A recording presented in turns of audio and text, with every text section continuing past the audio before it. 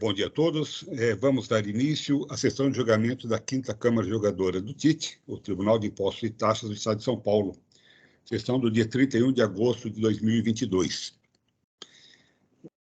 Dando início à sessão, vamos analisar inicialmente o processo 41.355.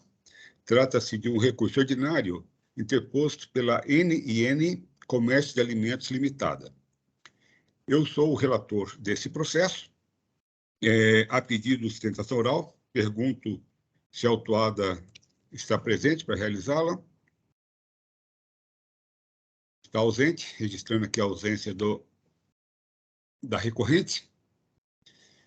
E vou passar, então, a leitura do voto. A explicação do voto, que o caso é um caso comum que a gente trata aqui, que é de contribuinte de documentação inidônea. São 3 acusações. O item 1, ele é acusado de acreditar-se indevidamente de ICMS no período de julho de 2017 a setembro de 2018, e nos valores detalhados no demonstrativo, decorrentes da escrituração no livro Registro de Entradas de documentos fiscais, consignando a tomada de serviço de transporte pelo estabelecimento e que não atende às condições previstas no item 3, parágrafo 1º do artigo 59 do RICMES, conforme se comprova pelas cópias dos documentos juntados. Os referidos documentos são de emissão de Vanessa Ângelo Oliveira, ME, cuja inscrição estadual foi declarada nula em regular procedimento administrativo a partir de 1º de julho de 2014. Esse é o item 1. O item 2 é a mesma acusação, só muda a forma da tomada de crédito, que, em vez de ser lançado diretamente no livro, foi lançado o crédito extemporâneo, lançado em outros créditos de crédito extemporâneo referente a documentos consignando tomada de serviço. A mesma acusação, só muda a forma lá foi regular, foi no mês, aqui foi extemporaneamente tomado o crédito, mas o mesmo contribuinte emitente, né?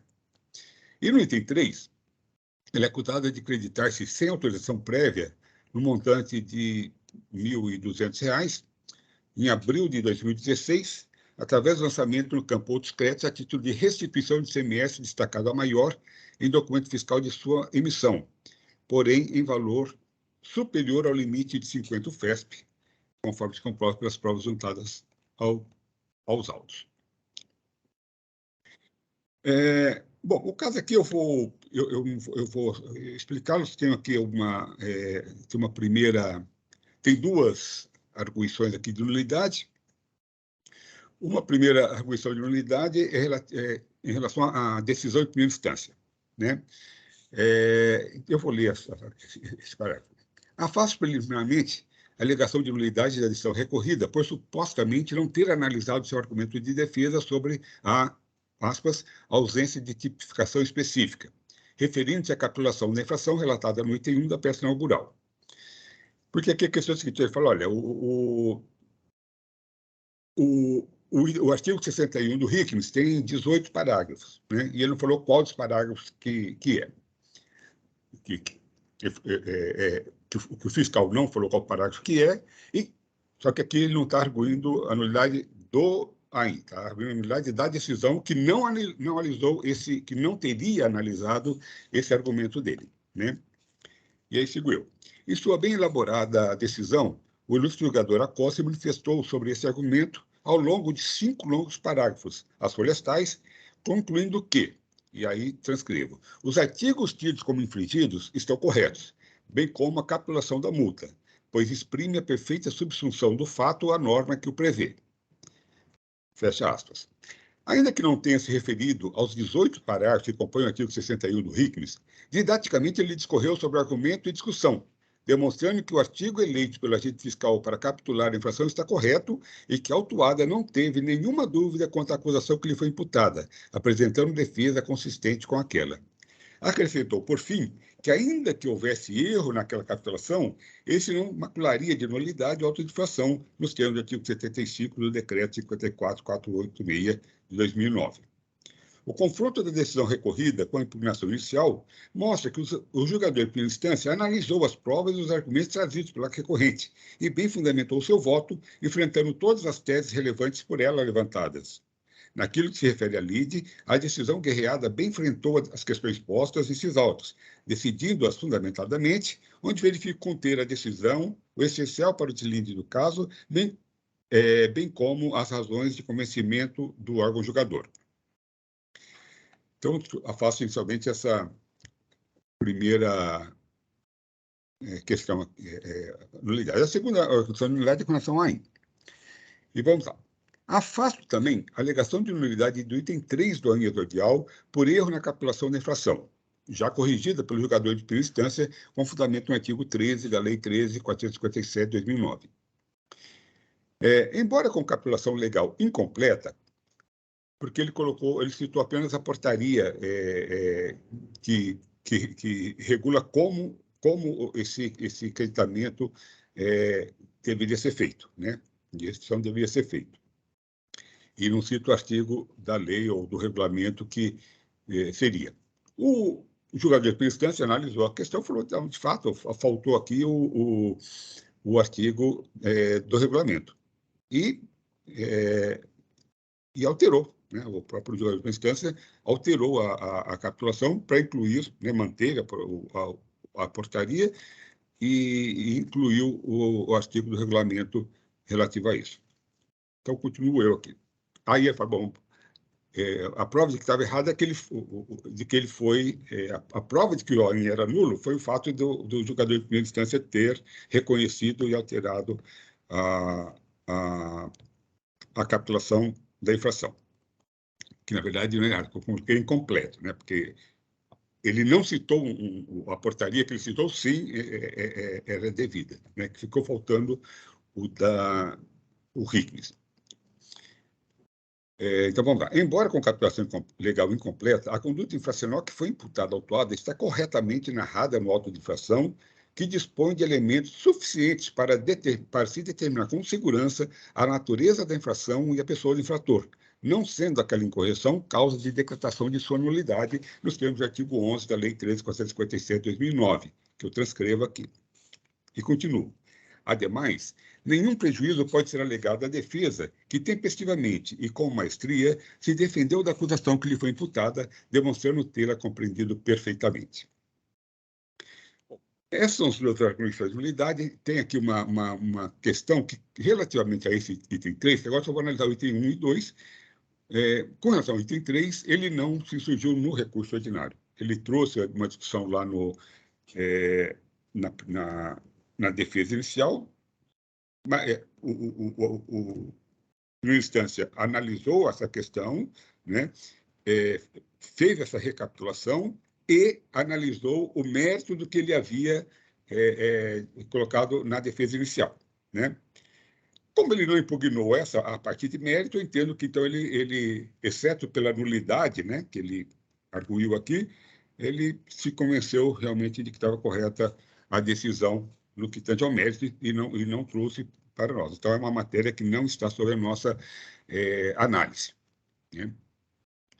Entrando, então, agora na questão específica dos itens 1 e 2, que trata de documentos inidôneos, supostamente emitidos por Vanessa Ângelo Oliveira Microempresa, tem nos autos, tem lá todo o processo de constatação de nulidade, né, da não localização inicialmente, depois da nulidade da inscrição. O contribuinte foi visitado pelo fiscal, onde se constatou que não estava instalado no local.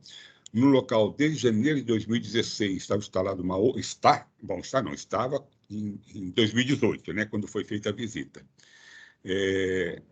Mas desde janeiro de 2016, estava instalada uma outra empresa no local, funcionando regularmente, né? Naquele momento, já foi suspensa a inscrição dessa Vanessa, né, que é uma transportadora que prestava serviço de transporte aí para a autuada.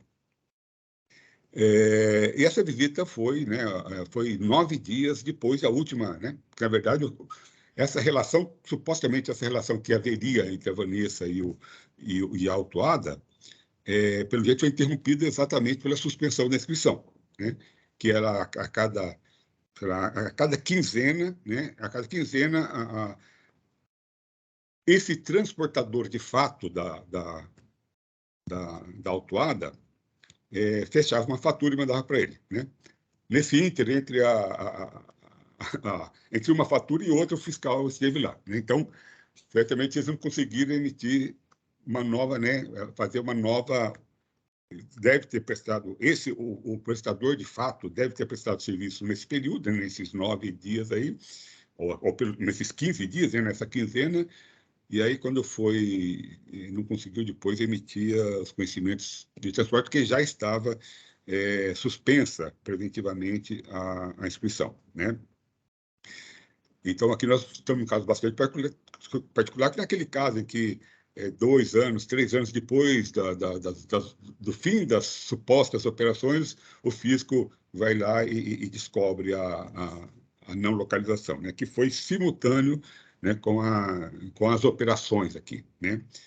Foram 9 dias, pode ser até menor, porque ele faturava a cada 15 dias, né? O transportador de fato aí que a gente não sabe quem é, né? Mas o caso aqui é um caso de nulidade. Essa Vanessa Oliveira, né, que é a sócia da sociedade aí, ela não foi encontrada no endereço declarado como residência, né? A residência dela foi procurada na residência dela. Ninguém a conhecia ali na região, no local, né? E essa data, né, de 2014 aí foi considerada em relação à declaração do proprietário do imóvel, que falou, olha, de quando teria havido a entrega, né, inclusive devendo aluguéis e tal, a entrega do imóvel, né? Então, esse é o arcabouço do ponto de vista do contribuinte irregular, né? Então, esse foi o motivo da anulação da inscrição e a data que foi colocada. Bom, aí vem o contribuinte com as alegações de sempre, olha, não pode retroagir, que eu não sabia, eu não sou fiscal, a obrigação é do fisco e tal, e todas, se você tiver acesso ao meu voto, todas as questões de mérito eu coloco como nas outras posições. Interessante que é analisar o arcabouço de provas, né, que o contribuinte trouxe. Ele trouxe os pedidos de compra, né? Trouxe de não todas as operações, né? As operações são de 2017 2016 a 2018, né? Ele 2016 a 2018, né? Ele traz aqui algum material relativo a 2016 e 2017. Esse material basicamente é constituído por um pedido de compra, né, uma ordem de compra, uma fatura emitida supostamente pela Vanessa e as provas de pagamento que seriam pagamento de boletos, né?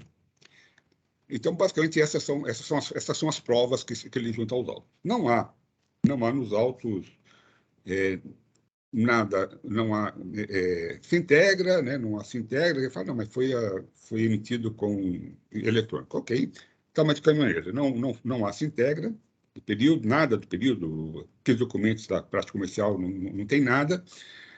Não há também nenhuma como foi feita a negociação, não há nenhuma informação sobre as tratativas comerciais que aconteceram entre as partes, né? Todo o conjunto probatório se dá, então, com relação a esses pagamentos.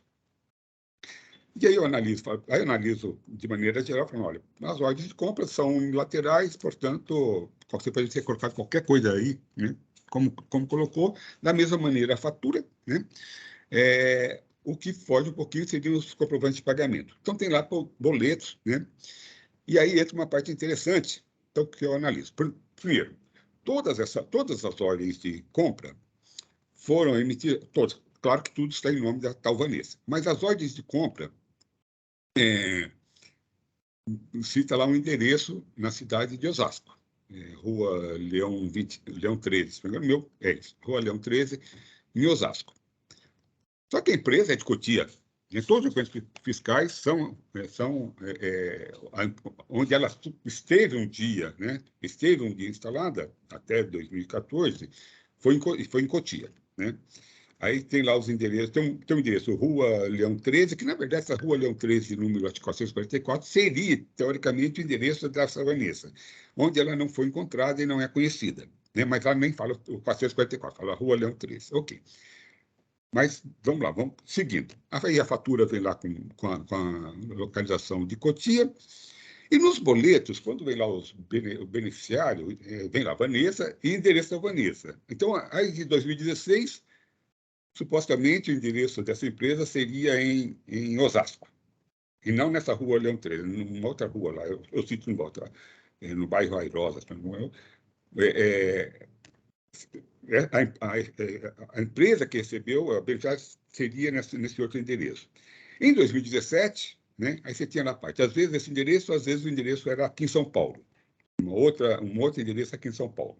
Em 2018, ele não apresentou nada. Então eu falo, bom, então,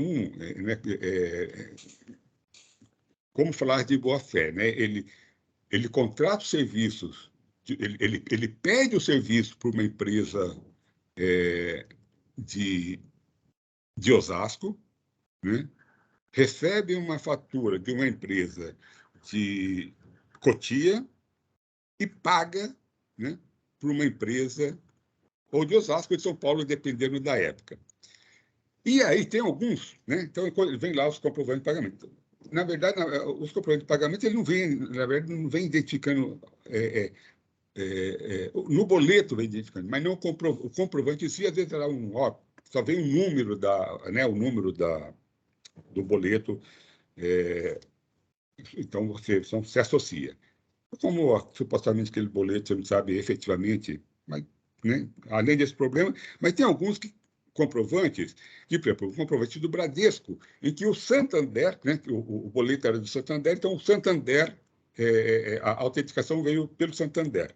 Aí nessa autenticação, aí vem uma tal de nova geração, né, ou seja, o nome do beneficiário não é o nome do beneficiário que supostamente estaria lá no boleto que ele apresentou, né? Mas é uma outra empresa, né, que a gente não vem lá no CNPJ, não vem nada que poderia identificar um pouco mais. Só vem lá para uma outra empresa, tal da nova geração.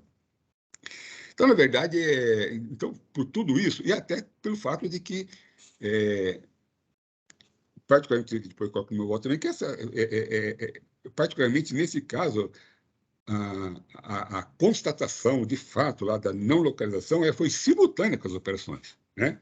Foi simultânea, foram 9 dias de diferença entre a última, né, a última operação autuada e a visita do fiscal, né? E naquela data também já foi suspensa a inscrição dessa Vanessa. Então, por tudo isso, eu afasto a alegação, né? Não vejo aqui nada, boa-fé, né? Pelo contrário, se tiver que fazer um juízo, é de que ela realmente sabia com quem estava tratando, né? Ela, no mínimo, ela não foi diligente, né? Mas nem se trata de diligência aqui, que não tem como nem não ser diligente, porque, poxa, aí tem mais, ele fala, né, que fisicamente a pessoa com quem ele teria traçado a sua tratativa teria sido com essa Vanessa, no endereço lá de Cotia, né? Que é onde seria o endereço da empresa e tudo mais. Então, com relação ao arcabouço de provas, foi isso.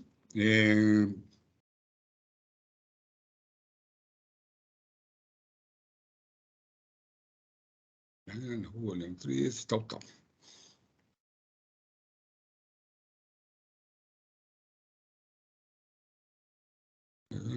Tá. Com relação às provas são isso, depois vem aquelas discussões, olha, eu não sou fiscal, a obrigação é do fisco, nota e tudo mais. Tem um argumento aqui de mérito que ele coloca, que é uma questão, talvez tentando, que ele cita, né, acho que o 112 do CTN fala que a capacidade tributária independe da regularidade do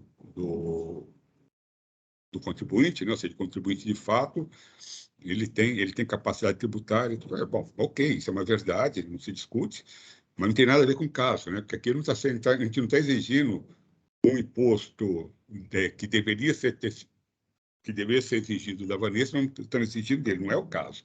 Sim, seja lá quem for que prestou serviço para ele, sim, é um contribuinte, sim, o fisco pode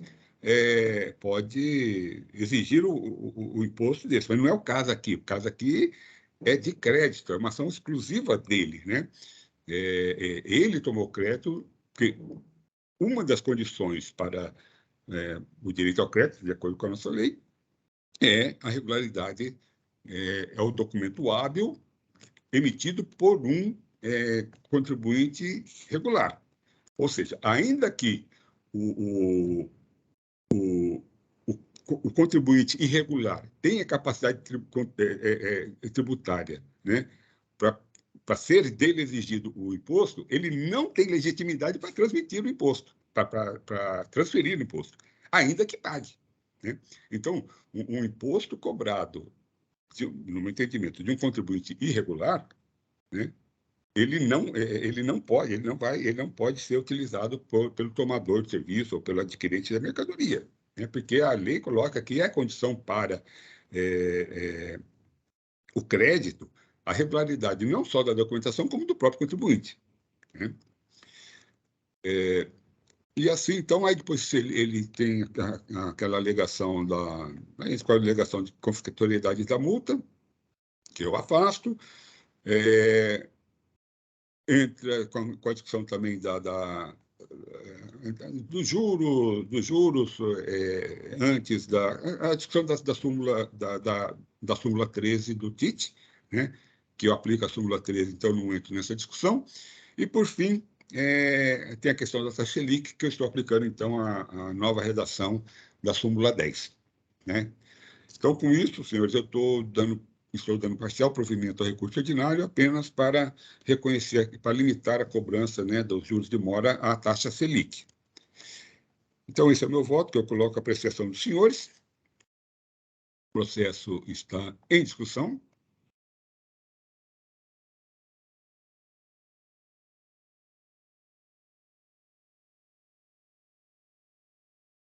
Então, senhores, se não há discussão, eu passo... Deixa eu...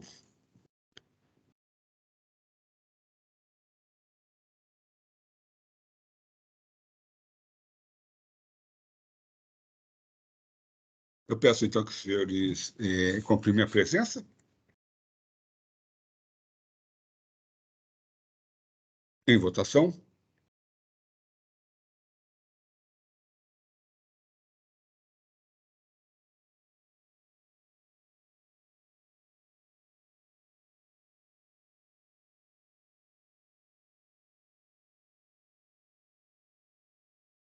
Muito bem. Então, por unanimidade, foi dado parcial provimento ao recurso ordinário interposto pela NN Comércio de Alimentos Limitada,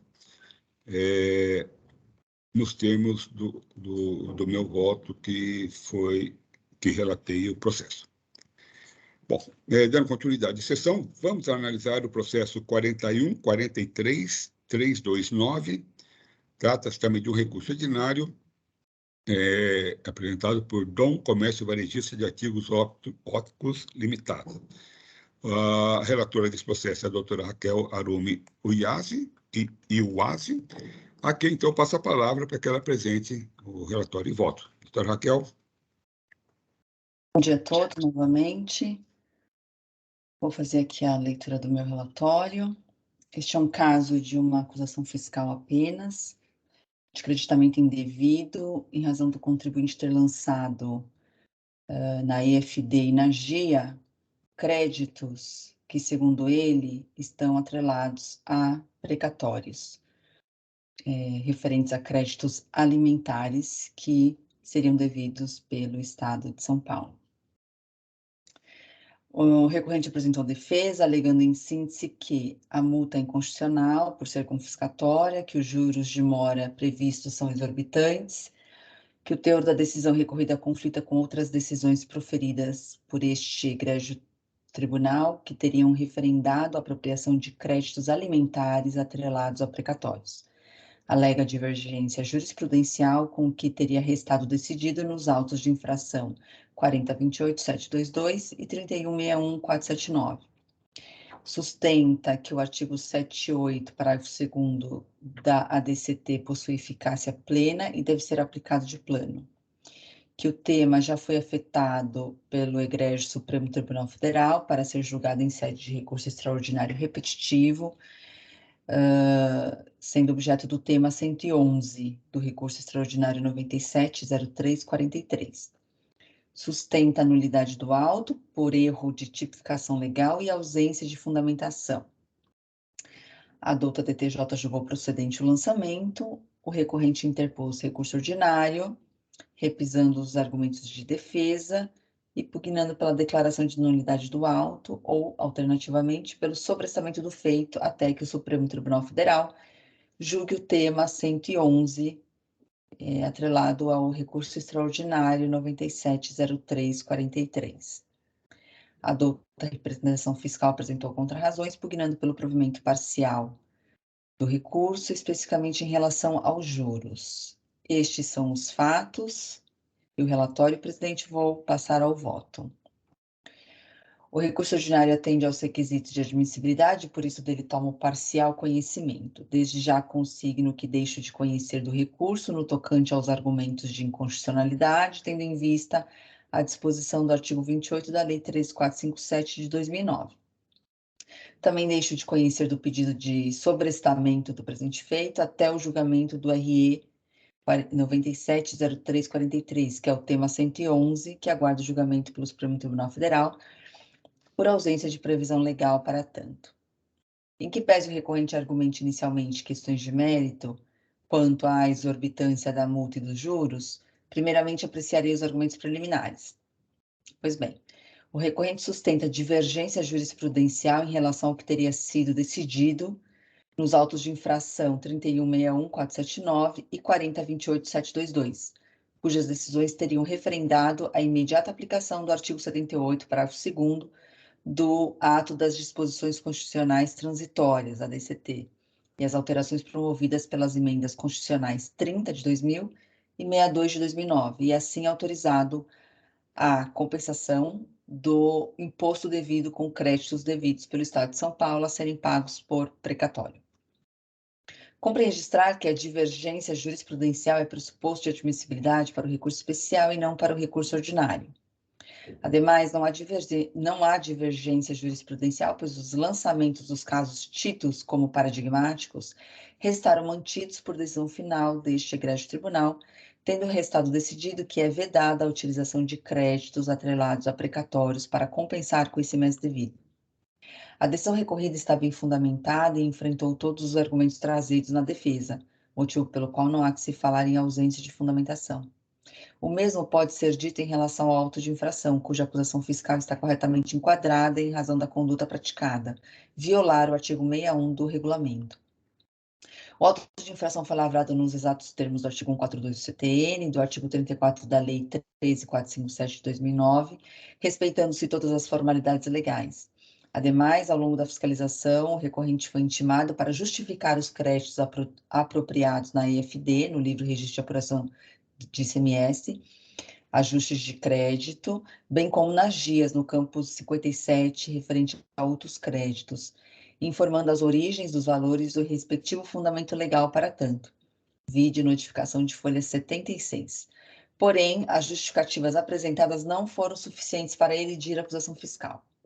Conforme bem consignou o julgador monocrático, consta dos autos que o recorrente se creditou dos montantes descritos, os quais foram indicados nas EFDs com descrição complementar do lançamento, no lançamento o termo créditos judiciais, acompanhado em alguns períodos pela informação mandado de segurança número 50.27.368.77 de 2018. E nas GIAs informou o número do processo judicial relativo a cada apropriação, muitas vezes acompanhado do termo processo precatório. Contudo, o objeto da ação mandamental, por exemplo, é a exclusão do ICMS da base de cálculo do PIS e da COFINS, ou seja, não se discute a existência ou não de créditos do imposto estadual, mas sim crédito das contribuições sociais devidos pela União Federal e não pelo Estado de São Paulo.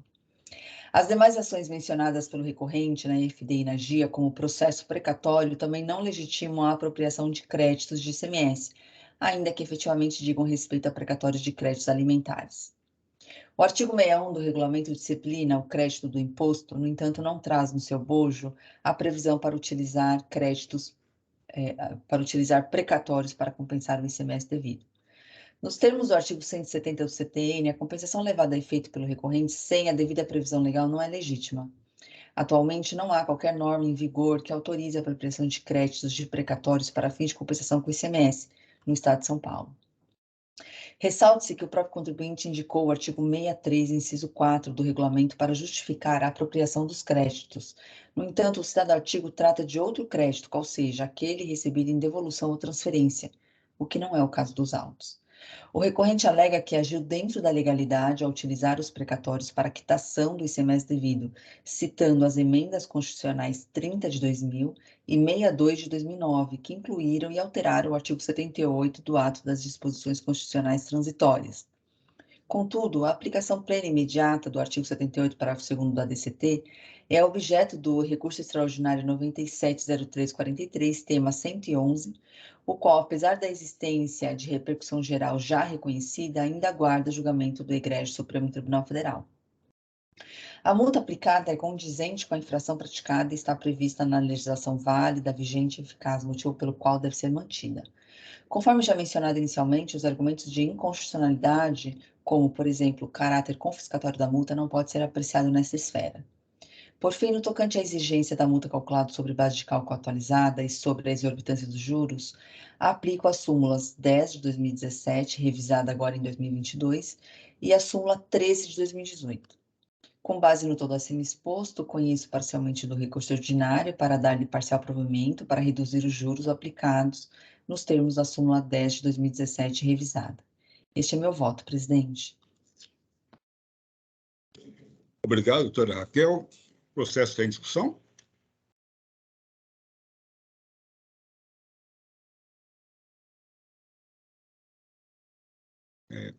Não havendo, então, discussão, eu peço aos presentes que confirmem, só um minutinho, ok? Que confirmem a presença, por favor.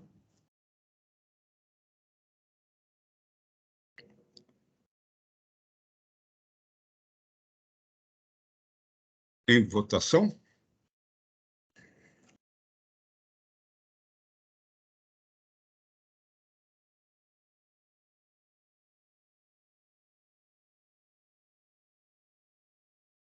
Muito bem, então, por unanimidade, foi dado parcial provimento ao recurso ordinário interposto pela Dom Comércio Varejista e Artigos Ópticos Limitada. Com isso, nós cumprimos, então, a pauta de hoje.